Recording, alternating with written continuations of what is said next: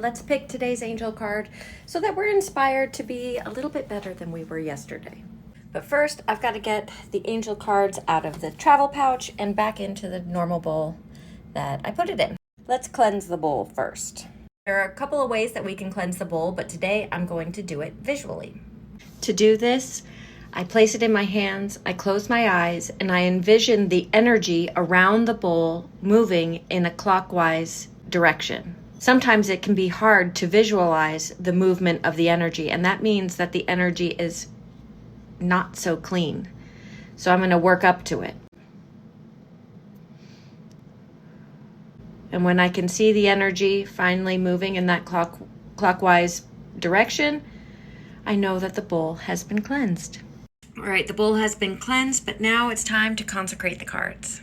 What does that mean, you may ask? It means that we're putting our energy into the cards, so that way we're getting the right messages. To consecrate the cards, we've got the cleansed bowl in our hand. We're going to take the bowl with our non-dominant hand, make a fist with your dominant, and tap the bowl. My energy has been transferred to all of the cards.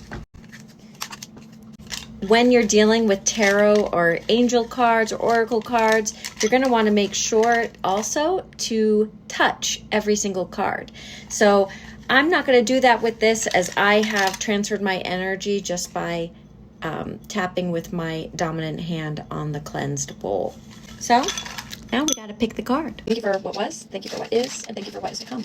Our angel message of the day is communication. All right, we got the card communication, and I just want to tell you, okay, this is how the book is on my little desk here. I've got 2 missing sheets from my angel card book. That's how long I've had it, how much I've used it. And the first one that was right here is communication. So I didn't even have to open the book. That is not a coincidence, that's synchronicity. So what does it say? Communication. A vital link between your interior experience and outward expression. Willingness to share your feelings and thoughts can engage you in more meaningful relationships to yourself, others, and your environment. A lot of times we hold in our true feelings, and what happens is that becomes infections, that becomes disease in our physical body. It's imperative that we learn how to communicate our feelings, the feelings that are upon us when they are upon us. That is a lesson that is one of my hardest that I am trying to learn, because once you share your feelings, how someone responds next determines how you need to respond after that. So I have spent my life not sharing my feelings so that I wouldn't get a response, because then once I get a response, I actually have to say, ooh, I don't like your response. It's time for me to walk away. Or, ooh, I don't like your response. Let's figure out how to work this out. Or, something like that. I am afraid of what the other person's response is. Fear of communicating. And yes, I am 43. I'm still working on this. I will be working on this until I take my last breath. I know it. It's just one of my life challenges. Could be one of yours. But the important part is that we learn. We practice. We practice sharing the feelings that are upon us. And just with that particular sentence, it's about the vocabulary that I am using. I am not saying I am angry.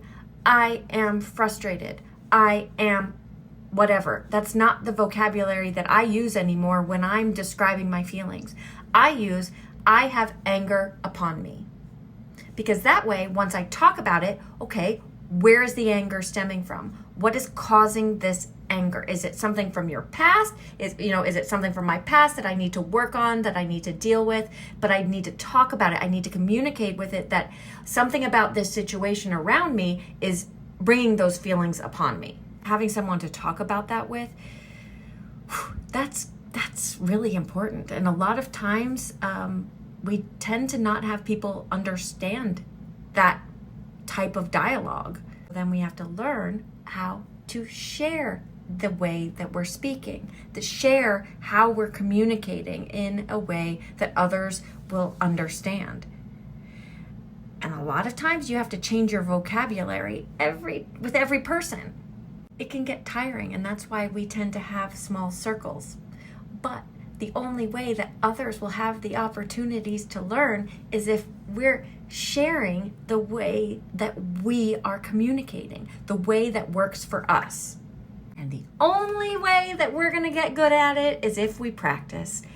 Practice putting ourselves out there, putting those feelings that are upon us out there with the people around us, the people that love us, and being ready to accept their responses, and even more importantly, being ready to respond with the feelings that their responses bring upon you.